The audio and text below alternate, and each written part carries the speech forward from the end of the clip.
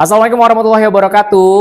Waalaikumsalam warahmatullahi wabarakatuh. Selamat siang semuanya anak-anak. Siang, Pak. Siang hari ini masih tetap semangat? Semangat. Oke, walaupun dari lahan, dari belajar sebelumnya, cuaca panas, ruangan ini panas, harus tetap semangat ya. Walaupun kita berkeringat-keringat, tapi nggak apa-apa, demi ilmu juga nggak masalah ya. Oke, hari ini, pertemuan kali ini kita membahas 7 jurus BK hebat. Salah satunya adalah jurus kedua, yaitu kelola emosi. Beberapa waktu lalu kita juga sudah sedikit membahas tentang emosi. Ada berapa macam jenis emosi? 8 ya. Ada marah, sedih, terus kemudian takut. Nah, jadi kali ini adalah kita mengelola emosi yang pasti gunanya untuk supaya kalian lebih paham, karena emosi itu tidak hanya sekedar marah, tapi ada beberapa jenis emosi lainnya ya. Nah, sebelum kita menuju ke materi yang lebih dalam, nah kita mau main dulu seperti kertas emosi ya. Hari ini kita akan bermain kertas emosi. Sudah siap semuanya kertas masing-masing? Ya. Oke ya, jadi permainan kertas emosi ini setiap peserta harus atau akan menerima satu lembar kertas sebagai simbol emosi. Jadi kertas polos ini kan masih mulus ya, belum ada leceknya ya. Jadi anggaplah ini perasaan dan hati emosi kalian ya. Kemudian nanti saya akan membicarakan atau bercerita ke kalian. Nah, kemudian kalian diminta untuk merespon cerita yang saya sebutkan melalui kertas tersebut. Jika merasa senang, kertas dapat diusap, dielus gitu ya, kayak perasaannya gitu. Kalau merasa kesal, kertasnya dapat diremas. Remasnya terserah, mau remasnya sedikit, mau remasnya banyak, atau hanya lecek biasa aja, terserah gitu ya. Kemudian jika merasa marah, kalau tadi kesal ya diremas. Jika merasa marah, kertasnya dapat disobek. Sobeknya terserah, mau sobek banyak, sobek dikit, pokoknya anggaplah kertas ini perasaan ataupun emosi kalian. Kalian kan pasti kalau misalkan ada yang emosinya meluap-luap gitu ya, misalkan lagi asik main tiba-tiba diganggu temannya, emosi kan? Nah, emosi itu kan ada tingkatnya, ada levelnya. Nah, menurut kalian selevel mana nih marahnya kalau diganggu sama temannya? Begitupun dengan cerita yang nanti akan saya bacakan. Oke? Udah siap? Nah, cerita yang pertama ya, ini terkait tentang sekolah nih. Pagi itu ada bapak atau ibu guru berangkat ke sekolah. Anggaplah saya nih atau ibu kalian lah ya, berangkat ke sekolah mengendarai sepeda motor ya. Bahan ajar yang sudah disiapkan dari semalam itu digantungkan di motor. Udah berangkat naik motor, bahan ajar tahu ya, bahan ajar itu buku materi, modul yang mau diajarkan ke siswanya itu ada digantung motor ya. Namun beberapa meter sebelum sampai sekolah, anggaplah masih di pom bensin depan sana, di sekolah kita ini ya. Beberapa meter sebelum sampai sekolah, motor ibu ini mendadak mogok. Nah, namun beberapa meter sebelum sampai ke sekolah, motor mendadak mogok karena kehabisan bensin. Dengan susah payah, ibu atau bapak guru ini mendorong hingga sampai ke sekolah. Bayangkan kalau ini posisinya ada di kalian. Berangkat ke sekolah, naik motor, sudah sampai pom bensin, tiba-tiba motornya mogok. Posisi PR kalian itu ada di motor itu. Pokoknya semua, mau tas, mau PR, apa segala macam itu ada di gantungan motor itu. Nah, sekarang kondisinya motornya mogok. Gimana perasaannya? Silakan diutarakan di kertas itu. Ketika motornya mogok pada saat mau berangkat sekolah. Gimana keselnya? Oke, tadi kan sudah dijelasin kalau misalkan senang dielus, kalau misalkan kecewa atau agak sedih berarti mungkin agak dilecek dikit, tapi kalau marah disobek gitu ya. Oke, ceritanya masih banyak. Sudah? Nah, ini yang kedua. Lanjutannya ya.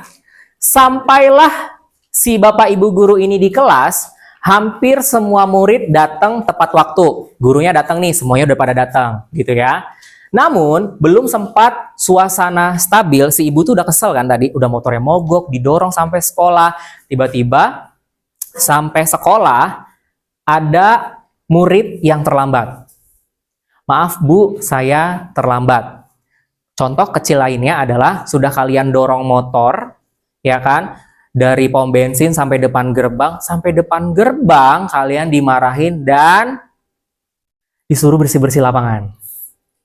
Gimana perasaannya? Silakan utarakan di kertas itu. Oke, ada yang udah dilecek-lecek, udah ada yang disobek, udah ada yang masih aman ya. Oke ya.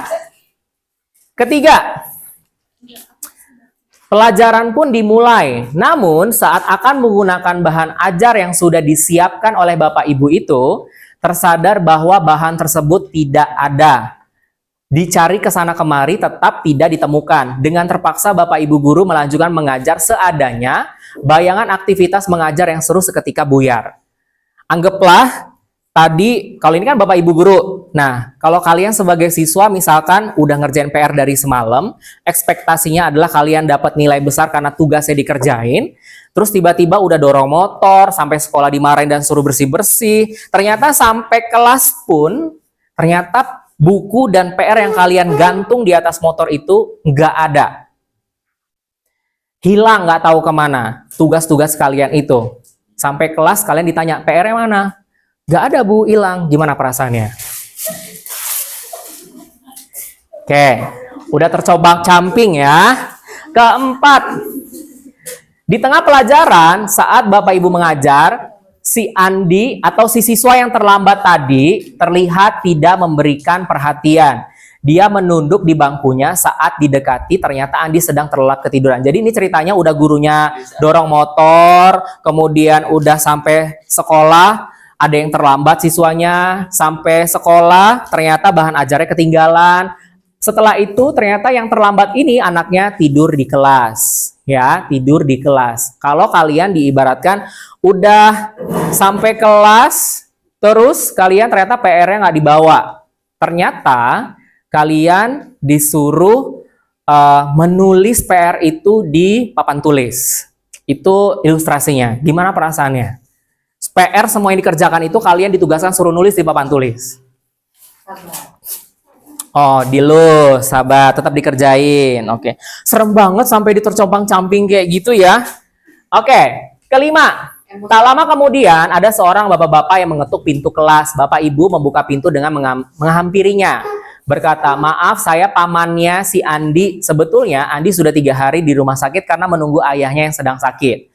Meski kurang tidur, tapi Andi maksa selalu ingin sekolah karena tidak mau ketinggalan pelajaran. Sekarang saya izin mau jemput Andi karena ayahnya masuk ICU. Ya, berarti anak yang tadi yang udah terlambat, kemudian ditidur di kelas, ternyata faktor dia seperti itu karena ayahnya masuk rumah sakit. Tapi si guru tadi udah terlanjur marah nih, makanya kertasnya udah pada compang-camping. Terus kalau posisi kalian jadi guru, gimana? Sabar. Ternyata faktor anak ini tidur di kelas dan terlambat karena nungguin ayahnya sakit di rumah sakit. Oke.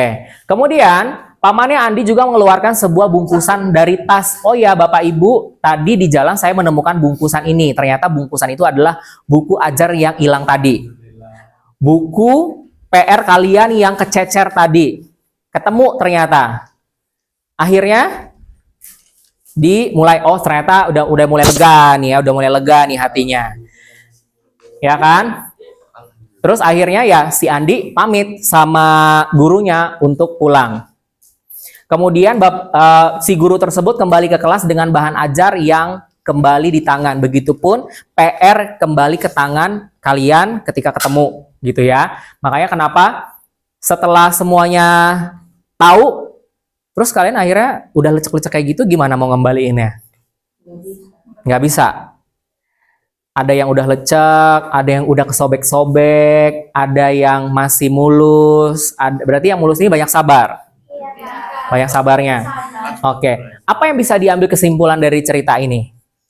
Berarti kan ibaratnya kayak sebelum kita mengambil kesimpulan untuk emosi, berarti kan kita harus satu sabar, kedua harus cari tahu dulu kenapa sih gitu ya. Kenapa sih tadi bukunya kok ketinggalan, siapa tuh kececer apa segala macam. Terus kalian juga, motornya mati kenapa? Karena mungkin lupa ngisi bensin, salah siapa ya? Salah kita sendiri. Motornya mogok karena apa? Mungkin karena nggak ganti oli dan lain sebagainya. Gitu. Berarti kan ada penyebab dan akibat. Orang marah pasti ada penyebabnya. Iya kan?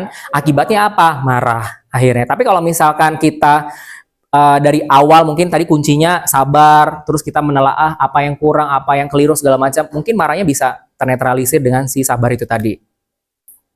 Oke, kita akan diskusi. Tadi sudah saya jelasin sedikit terkait kertas yang sudah di kalian pegang itu tadi ya. Nah, sekarang gimana kondisi kertas yang kalian pegang sekarang? Kondisinya gimana? Udah rusak, ada yang sobek, ada yang lecek. Kondisinya gimana? Lecek aja tanpa sobek. Yang mulus, kenapa mulus? Sabar, Pak. Oh, sabar, walaupun ada di ujung-ujungnya agak lecek-lecek. Yang udah beribu-ribu udah beribu-ribu sobek. Oke, sekarang saya mau tanya, kira-kira setelah kita ketahui nih ya dari si cerita Andi tadi, ternyata dia terlambat gara-gara ya jagain bapaknya sakit gitu ya, atau kalian ya karena kesalahan diri sendiri, motor mogok, terus kemudian ternyata pas saat ngedorong kalian nggak ngeliat kalau bukunya kececer di jalan gitu ya, udah sampai sekolah kalian dihukum. Seharusnya ketika motornya mogok, seharusnya WA dulu bapak ibu gurunya untuk supaya nggak dihukum di sekolah. Jadi sampai sekolah ya aman gitu, nggak dihukum suruh bersihin itu gitu kan. Tapi kalau misalkan kalian sudah terlanjur marah, tapi ternyata kalian tidak mengatur marahnya atau supaya gimana caranya nggak marah atau gimana caranya supaya nggak kena marah di sekolah ya, itu tadi mungkin cek dulu motornya atau kalau terlambat ya WA dulu gurunya supaya nggak kena marah dan akhirnya kalian juga nggak makin marah gitu ya. Nah, jika kertas itu adalah diri kalian sendiri nih dengan cerita yang tadi, dengan sikap si Andi tadi yang udah datang terlambat, terus dimarahin sama gurunya, terus kemudian ternyata si anak itu terlambat dan tidur di kelas gara-gara ya memang jaga orang tuanya. Nah, kalau misalkan kalian terjadi seperti itu, perasaan kalian gimana? Udah datangnya terlambat, terus juga ternyata tidur di kelas dimarahin sama gurunya. Tapi gurunya nggak tahu nih kalau kalian ternyata jagain bapaknya sebelumnya. Perasaannya gimana? Sabar. Selain sabar, perlu nggak kita menjelaskan? Perlu, supaya kita nggak komunikasi. Jadi harus kita jelaskan. Kenapa, kalau ditanya, kamu kenapa tidur di kelas? Kamu udah terlambat tidur di kelas. Kita patut menjelaskan dengan si guru itu tadi. Ya, oke. Nah, kemudian di sini ada supaya kita belajar tentang yang namanya sosial emosional. Ada yang namanya menyadari diri, mengelola diri, mengambil keputusan bertanggung jawab, terampil berealisasi, sampai peduli sosial. Nah, menyadari diri ini dalam arti kemampuan untuk memahami emosi, pemikiran, nilai-nilai yang mempengaruhi perilaku dalam berbagai situasi. Jadi kita tuh bisa mengendalikan, memahami emosi yang tidak berlebihan. Kalau tadi kertasnya udah terlanjur lecek, udah terlanjur sobek, berarti kan itu yang berlebihan. Kita nggak bisa mengendalikan emosi, padahal sebelumnya memang kita yang salah, gitu. Jadi kita tuh menyadari diri kalau kita salah, ya udah, kita nggak perlu marah, cukup kita perbaiki gimana caranya supaya kesalahan itu tidak mengulang lagi di kemudian hari. Contohnya tuh, saya bisa mengenali emosi saya seperti senang, sedih, takut, malu, dan khawatir, dan lain-lain. Jadi kalian harus bisa mengontrol. Sama halnya kayak kalau kalian tidak bisa mengontrol atau mengendalikan diri ketika marah sama temennya, berakhir berantem. Iya kan? Tapi kalau misalnya kalian bisa mengontrol rasa marahnya, mengontrol rasa sedihnya, kecewanya, dan kalian menyadari itu, mungkin perkelahian tidak akan berlanjut. Ya, sama halnya contoh kemarin tuh ada sekolah SMP swasta Kristen yang bully, yang viral, ya itu ada. Itu karena apa? Karena anaknya belum bisa menyadari atau mengontrol dirinya atau mengontrol emosinya, yang akhirnya dia adalah berantem, gitu. Walaupun yang korbannya adalah diem aja, tapi kan yang punya emosi nih, yang satunya ini, gara-gara korbannya ngelapor ke guru karena anak itu disiram pakai air sampai basah. Wajar nggak korban itu ngelapor ke gurunya? Wajar. Sehingga anak tersangka yang nyiram ini itu adalah dipanggil gurunya. Ternyata anak ini bukannya sadar malah makin marah. Akhirnya anak itu diajak perkelahian di luaran sana. Gitu. Berarti dia belum bisa mengatur emosi. Seharusnya dia pikirin apa? Oh iya, saya yang salah karena saya yang nyiram air ke dia. Sengaja nggak sengaja seharusnya kita minta maaf.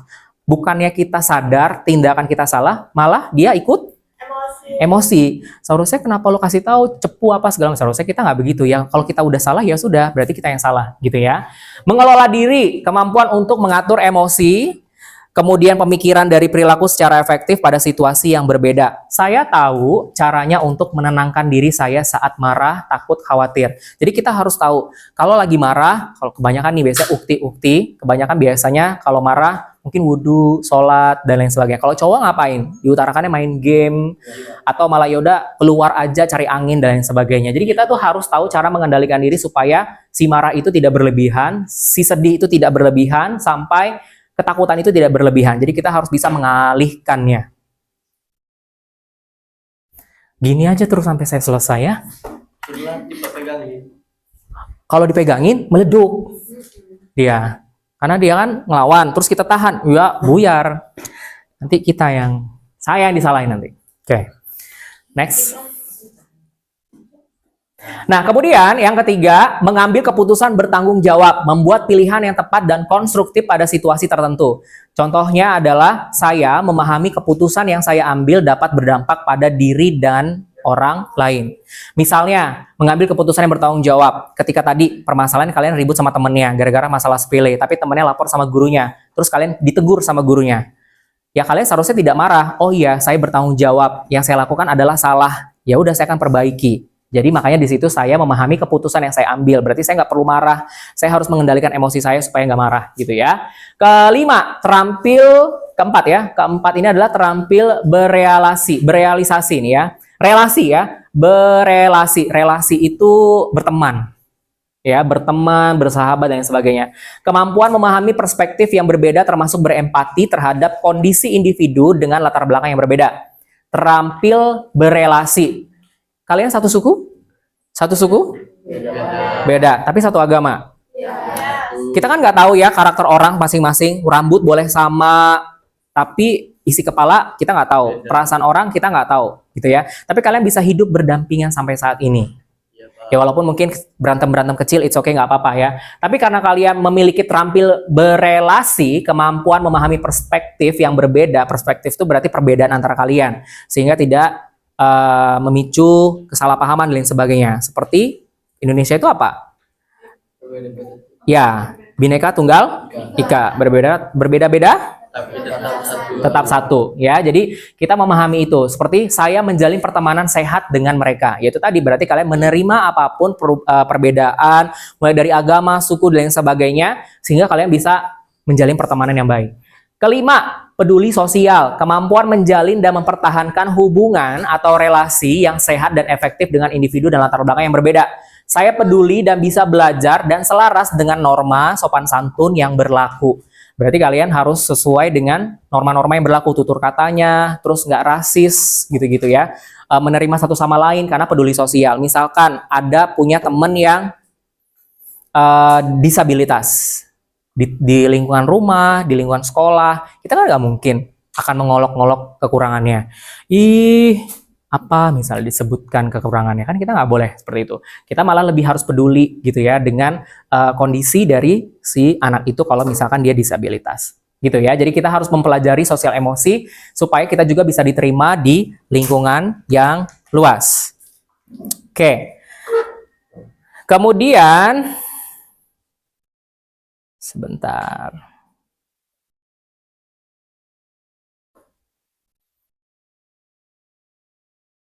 Nah ini gambar apa? Ini yang sebelah kiri gambar apa? Kotak. Gambar otak ya? Yang ini gambar tangan.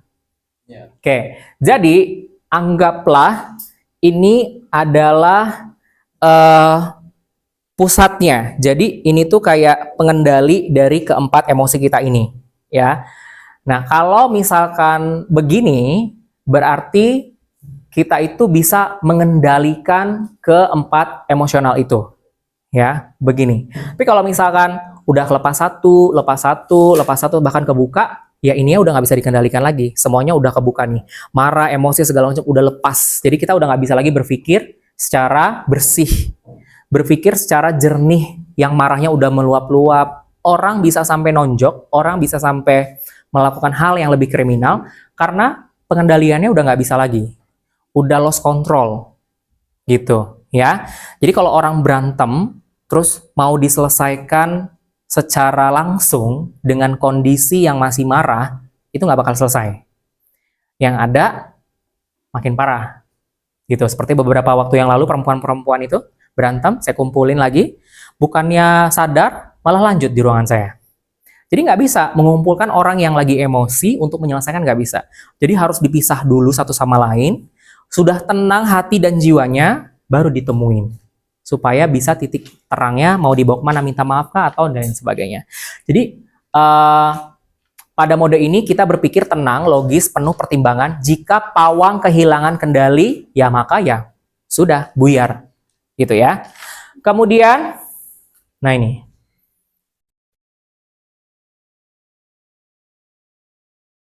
Nah, pernah ngeliat video ini nggak? Di TikTok. Ini bapak-bapak, bapak guru, sini sebenarnya bisa di play, tapi sama saya nggak bisa di play. Ini, di TikTok kalau kalian lihat, murid yang ngelawan sama gurunya. Ada di TikTok. Tapi, bapak ini dilawan. Jadi, ibarat, itu kenapa ada gambar dinosaurus? Dinosaurus bapak itu kecil, Pak. Ya, itu bapak udah keluarin dinosaurus, anaknya juga ngeluarin dinosaurus. Lebih gede anak. Ya, ketika dua-duanya dinosaurus sudah keluar, yang saya bilang tadi lost control udah kebuka semua, ya, jadinya dinosaurus versus dinosaurus, marah sama marah, selesai nggak masalahnya? Enggak. Ini di videonya sebenarnya bisa di play, tapi ternyata nggak bisa. Jadi pada intinya itu adalah murid marah sama gurunya sampai nonjok pintu, nonjok tembok, tapi bapak ini ikut ngelawan.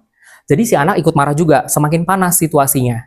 Gitu. Makanya kenapa di situ si bapak ada dinosaurusnya, si anak juga ada dinosaurusnya, karena dua-duanya ngelawan. Kalau dinosaurus sama dinosaurus ya sudah, jadinya apa? Tapi kalau misalkan si siswanya marah, tapi gurunya bisa menenangkan si siswa, mungkin nggak sefatal di video itu sampai siswanya nonjok pintu, ngelawan mau gurunya, bahkan mau diterjang gurunya dan sebagainya. Gitu ya. Jadi kita harus bisa mengkontrol. Ini sayang banget ya, videonya nggak bisa terplay. Nah, kalau ini pawang versus dinosaurus. Pawang tuh berarti semuanya kegenggam tuh. Nah, yang anak ini adalah dinosaurusnya. Video ini kalau misalkan saya di play, saya pernah nonton ini adalah si anak ini lagi main, terus diganggu atau diambil handphonenya.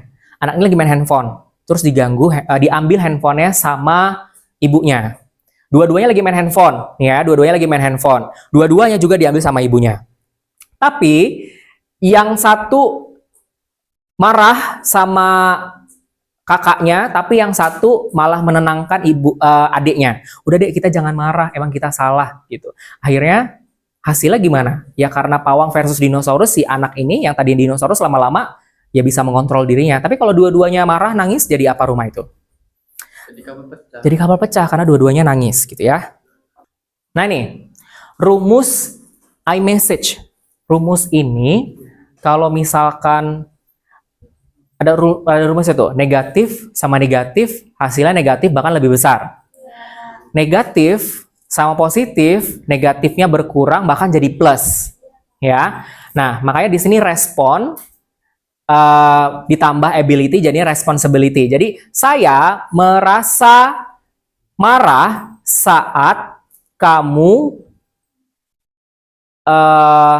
mengambil atau menyumputkan sepatu saya.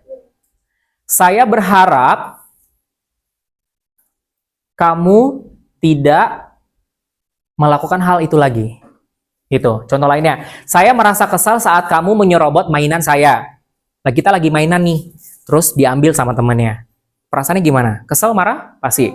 Tapi saya berharap kamu bisa antri dengan tertib sesuai urutan giliran. Jadi kayak kita awalnya mau marah, terus tiba-tiba kita ke positifnya, jadinya nggak jadi marah gitu. Makanya di situ ada min 3 tambah min 3 jadi min 6, min 3 tambah 5 hasilnya plus 2.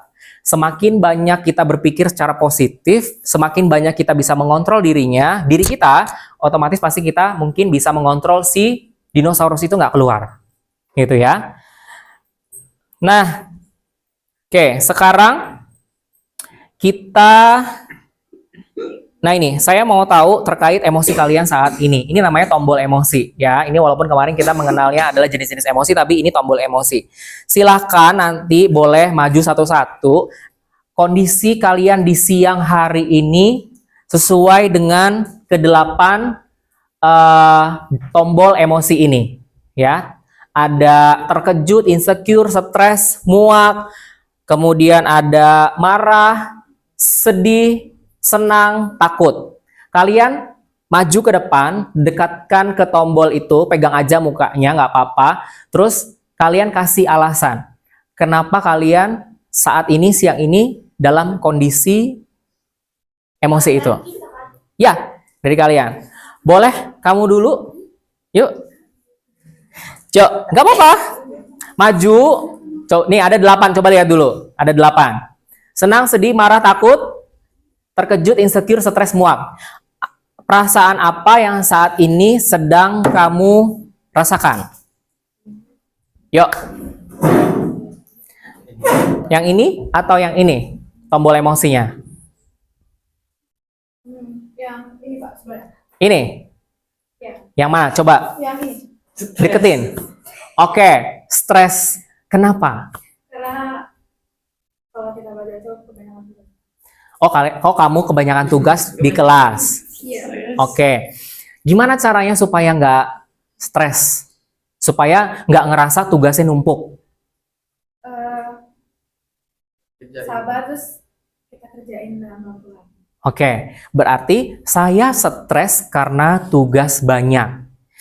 Tetapi tugas akan saya kerjakan dikit sedemi sedikit supaya tidak numpuk dengan tugas-tugas yang lain. Jadi negatif berubah jadi positif gitu. Berarti kamu mungkin ngerasa stres gitu ya. Berarti nanti mungkin ke depannya supaya nggak ngerasa numpuk tugasnya akhirnya capek, ya berarti jangan ditumpuk tugasnya. Oke, silakan. Yuk. Yang mana dan ceritain kenapa. Oke, senang. Senang tuh ada 3 aspek, bahagia, puas, bangga. Kenapa? Lagi senang. Terus PR banyak juga tapi tidak. Tetap di bawah happy aja, tapi memang senang. Oke, silakan duduk, boleh gantian satunya. Habis ini ntar yang cowok ya, yang lainnya udah. Yang satunya? Mana? Oh lagi muak, kamu lagi sakit? Enggak, tidak suka, jijik. Muak kenapa? Lagi makanya sama hidup. Muak sama hidup. Masya Allah. Bangun diri. Sekolah terus rumah terus kita tidur bangun lagi. Oke, rutinitas yang membosankan. Oke.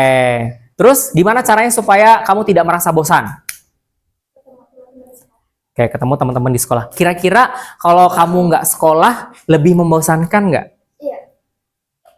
Lebih membosankan. Berarti ketika ngerasa, kok kehidupan saya gini terus, saya bangun tidur, mandi, makan, sekolah, bangun tidur, mandi, sekolah, makan, gitu aja terus. Tapi kan bisa dilerai kekesalan muak itu dengan ketemu teman-teman, bercerita, segala macam. Berarti kan ketika sekolah ada hal yang bisa dinetralkan kan?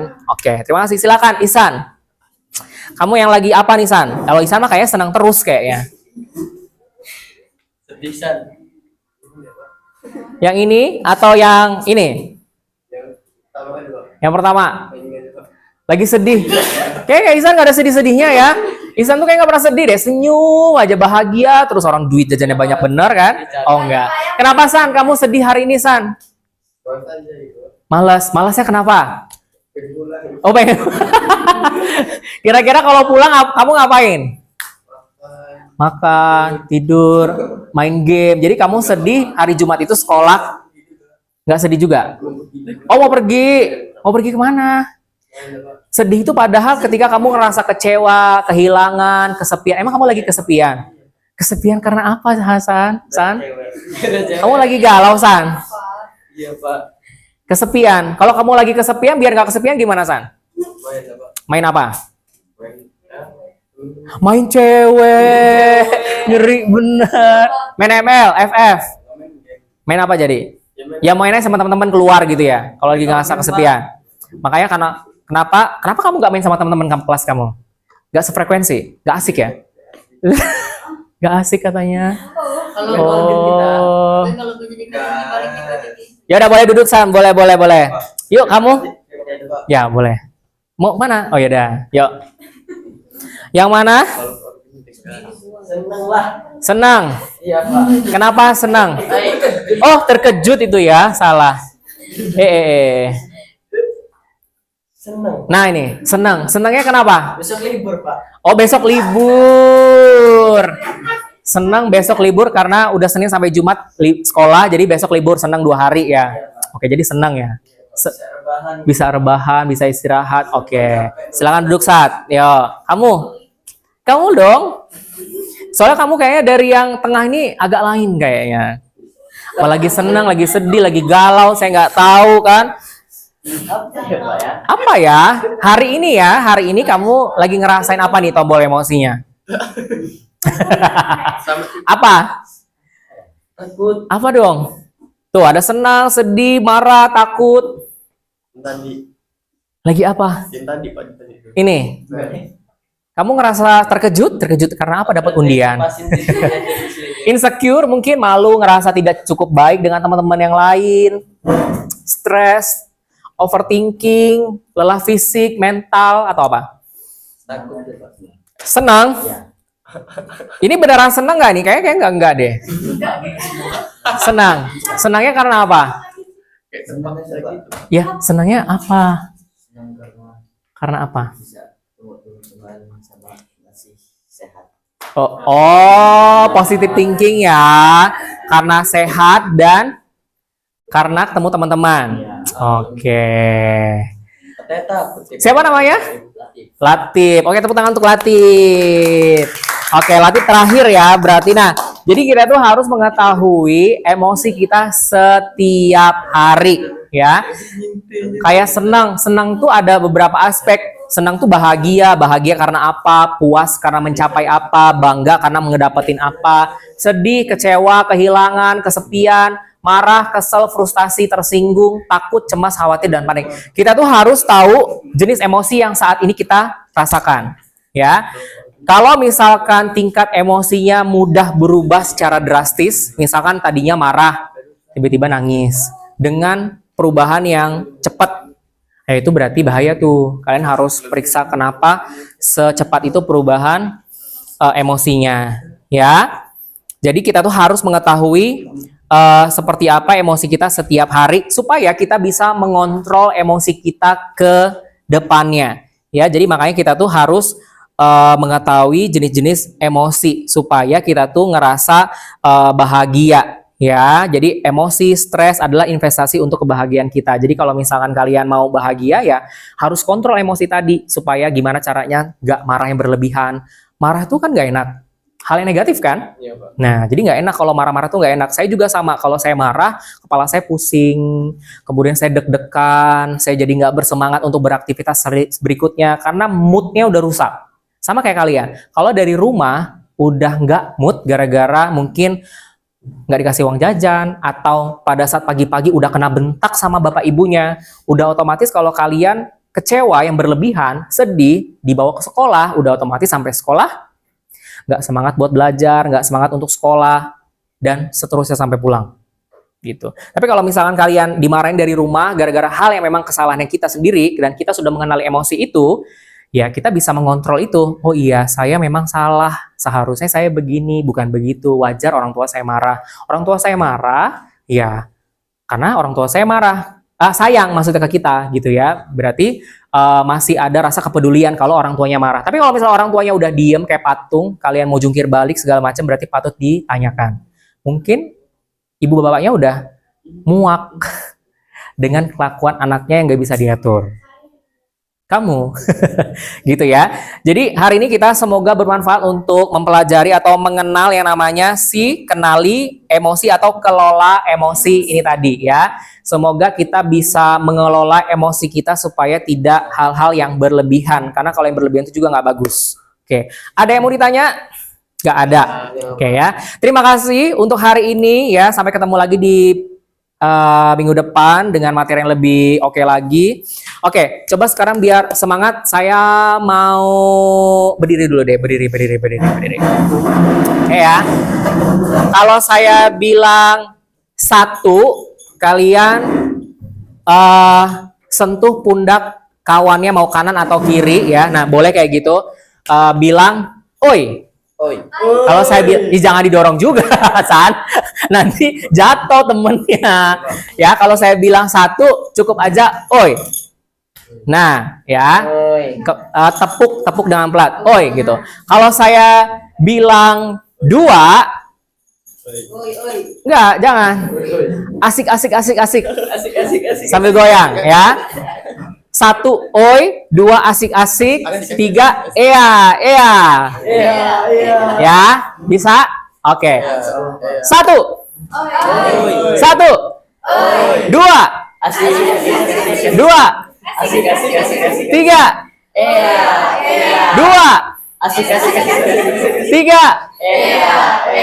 2, 1. Tepuk tangan untuk kita semua ya. Duduk. Terima kasih untuk hari ini. Saya Eri. Wassalamualaikum warahmatullahi wabarakatuh.